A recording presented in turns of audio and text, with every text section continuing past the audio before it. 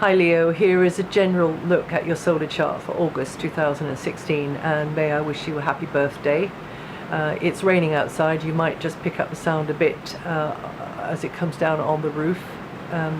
But here are some nice Sun Leo rising colors, which are the oranges and reds and yellows and that fiery sort of color. And it often is a Leo rising that goes for the more eye-catching, glittery, blingy apparel. There's a word you don't hear very often. So I'm still harping on about Saturn and Neptune here. So I just want to say, mention this a little bit more. Now you have this long transit of Saturn going through Sagittarius, and it will be there until the end of 2017. That puts her in a very good angle to your sun sign. So overall it can mean ultimate success if you put more time and consistent and focused effort into any of the areas that it rules, and those would be creative projects, that would be speculative projects, investment type things, would also be children, young ones in general, it would be animals, pets, it would be leisure, performance, or any kind of creative, artistic or entertainment orientated or leisure orientated activity. So more responsibility because of those things. Also partners as well, more responsibility, but because of the angle, you're likely to have this success, and you're likely to get into a groove and get into a routine and be successful. But you've got to, wherever Saturn goes, you have to be patient and organized, and more organized. So maybe in this very spontaneous kind of fun orientated area, you have to take things a little bit more seriously, and be more methodical as you go forwards. Now, you Leos born the 31st of July to the 3rd of August, or with 9 to 11 degrees rising, you'll feel that energy the most. And then we have, of course, Neptune to think about. Now, these two are close by degree, coming from different signs. Neptune's in Pisces, Saturn's in Sagittarius. So more obviously, well, not so obviously, you may be more interested in deeper emotional patterns, or what's underlying things, or getting spiritual insight into this or that or the other thing. But more obviously, there could be misunderstandings or confusions or muddying of the waters, or over a sharing type situation. It could be some sacrifice around that. It could be joint interests, a joint contract, a joint goal, and this could be around property or finances, but again, you not having sole control, it's shared. So whether that's a tiny resource, like, you know, somebody borrow, now why am I thinking of that, you know, somebody borrows your bike or your iron, or indeed it's something much bigger, and therefore it's not that type of sharing situation. It's it's different anyway. Then certain aspects are tending to be unclear, and you have got to dig down. You've got to think more deeply about things. There's more riding on this now, that kind of feeling. But this will avoid misunderstandings and blurred boundaries in the near or far future. So it's very much about the small print there. But again, because Neptune's in the mix, you could get a real strong insight, a real strong gut feeling about something, which will help you to go forwards in a sensitive way, because Neptune would demand that as well. Okay, but it would be in those areas that I've mentioned, related to those areas that I've mentioned, the sort of the areas to do with partners, children, young people, creative projects, performance, leisure, entertainment, that kind of thing. And Mars is in a more spontaneous, and for some of you, romantic area, actually quite a fun orientated area, just beginning this transit now, coming out of this more inward, introspective, ruminating, mulling things over, thinking about the past, thinking about property, or maybe some decision that has to be made around that, coming into this more outgoing area here. And this is you feel like you can play around a bit, you feel like there's more possibilities, whatever's going on. You could feel more in your power, you could feel more in touch with your inner creative core now, and busier again because of children, young ones, or directly or indirectly related to them. Mars tends to be hasty, so try not to make any hasty decisions or take any hasty actions. And there could be occasions when you get the chance to get on with projects that you enjoy, and or activities that you enjoy, not just projects that you enjoy. It's great for the entrepreneurs or anybody who wants to dive into a different type of experience, or launch a different sort of project or enterprise. So that looks quite nice for you Leos. Now, until the 23rd, it's a powerful time for you with the sun in your sign. And as always at this time of the year, a good time for taking stock, and definitely being more self-centered. Conversations do tend to have a practical slant, though. You're playing with ideas about material resources, material security, looking into how to get your ducks in a row, think about finances and the like. So very much the mind revolving around all of those types of physical, material things, and also resources of various kinds that you could capitalize upon. So trying to think of all ways round, and how you can make the most of something, even if we're talking about here your own abilities, your own talents. And now, until the 6th, Venus is also in your sign. So if you're listening to this in the month before July, then this is a nice time, really. It's very sociable, it's supportive, it tends to be. And you always have to measure it and weigh it against other aspects going on, and one size never fits all. But the general tendency would be, with Venus in your sign, that it's like that this is a great time to,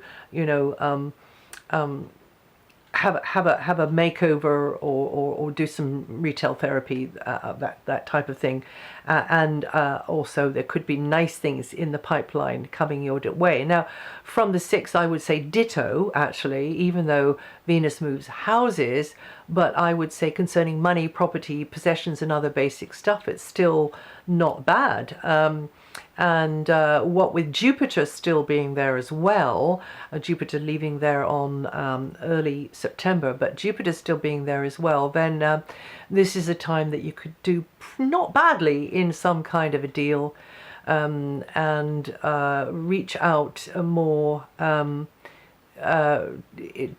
towards teaming up with those people who can help you to do not badly, and or just enjoy what you've got going and what you have. That as well is very much a part of this. Maybe through somebody else you are able to get your hands on something that you really like. Or I have to say, with Venus's tendency to bring goodies towards us, then if you're playing your cards right with Venus here, and also with Jupiter where Jupiter is just now, then buying, selling, renting, leasing, or any kind of activity, commercial activity, or retail therapy, as I mentioned, would tend to go in your favor.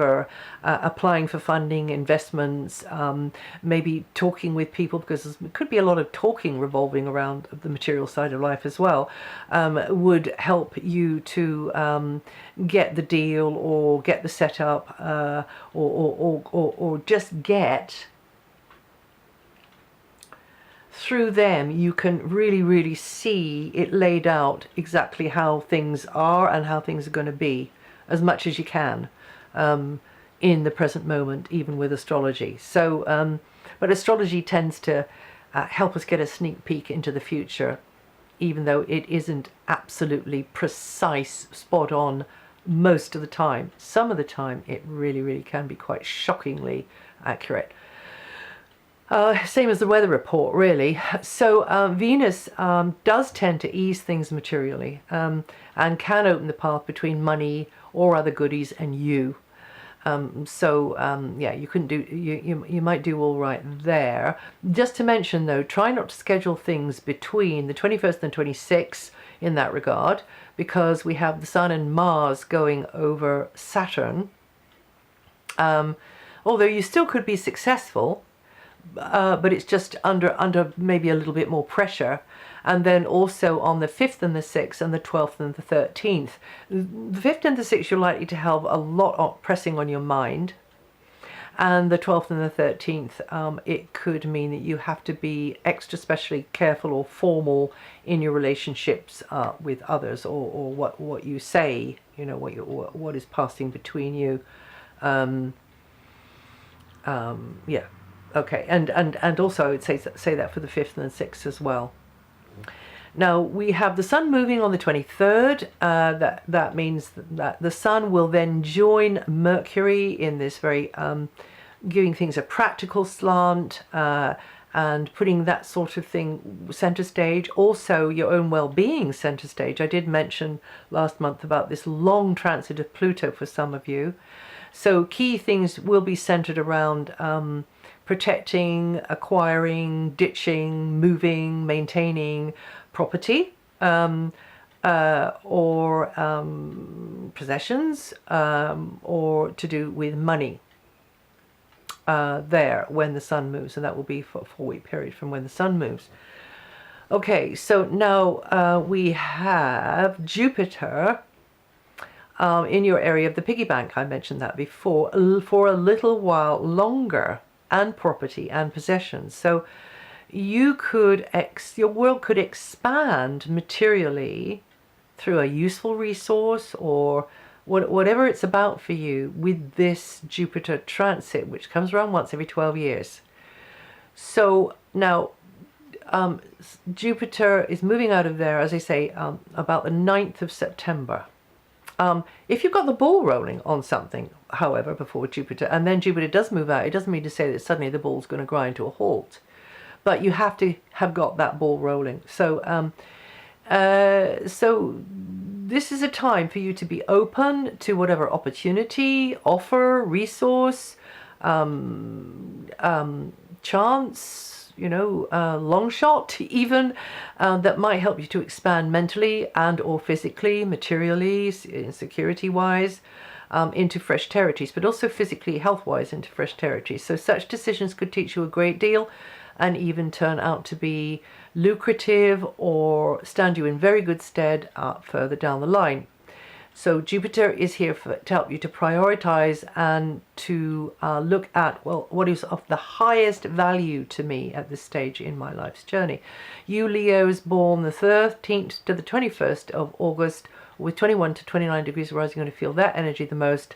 And then just a quickie again on the Pluto one, because some of you might not have been here before. This is a very long-lasting situation with Pluto going through your house of work and health.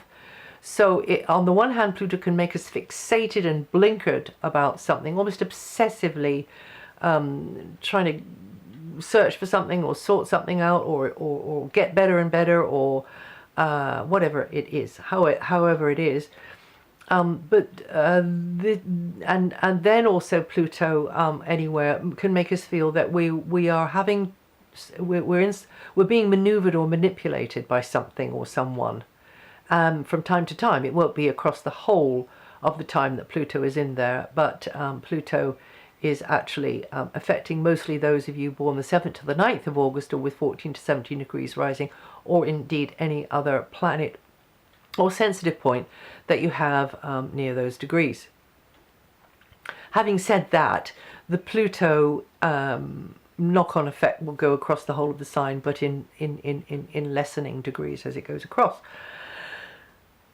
So you could have found yourself in a long-lasting or chronic situation to do with the work or to do with the health, and you feel that you're not pushing forwards or displaying or performing in the optimum way that you would prefer.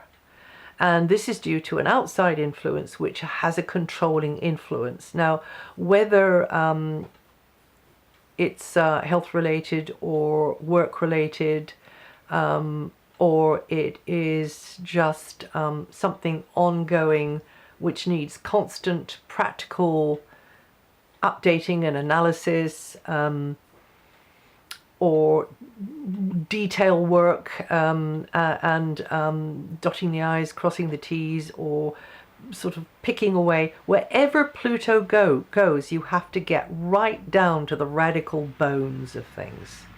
The radical bones. So if you've been trying to stay in the higher, more superficial levels, or the more conventional, even I could say, levels, which is like the world of, if it's to do with health, treating symptoms and not joining up the dots and realizing it's the total body situation, or indeed with work where you are being pushed into a way of working that you really don't want, then you have to dig right down, have a declutter, have a deep clean, get rid, actually, even if that means deleting old programs, detoxifying the body, then that's what you must do. Deleting even old contracts, which of course you can't really delete them, can you? Because there's other things involved, and people and so on. So the good news is Pluto, the planet of transformation and rebirth, helps you to uncover things that you didn't realize about yourself before, or you just on the if you've based decisions or based your beliefs on the face of things, on the surface of things, then actually if you really do get a hold of this Pluto dynamic and go right down into that deeper, almost cellular level of things, you find that's where your treasure is, and that's where your power is. But you have to be honest and truthful and with yourself, and help yourself to strip things down to the bone, either to do with health or your working methods, before you can really get to that power. So although you may not find what you wanted, you will definitely find what you need. During this forecast period, I've given you that already, haven't I? And Pluto will be in the skies in that area until 2024. So that's it for August. If you know your rising sign, Pluto can bring you the most amazing discoveries, the gems of knowledge and insight, and give you that, help you find that power in yourself, which is deep, and it's also huge. It's across the board and will seep into all areas of your life. But you have to dig, and you have to get right down in there to find the answer, and do not ever take for granted what the sort of the mainstream mantra is, not with Pluto there. Okay, so that's it for August. If you know your rising sign or your moon sign, listen to those. And also, if you want to read any of this material, it's on my website, DianaGarland.com. Well, I hope it's been put up this time. And I'll see you soon. I'll see you the next time.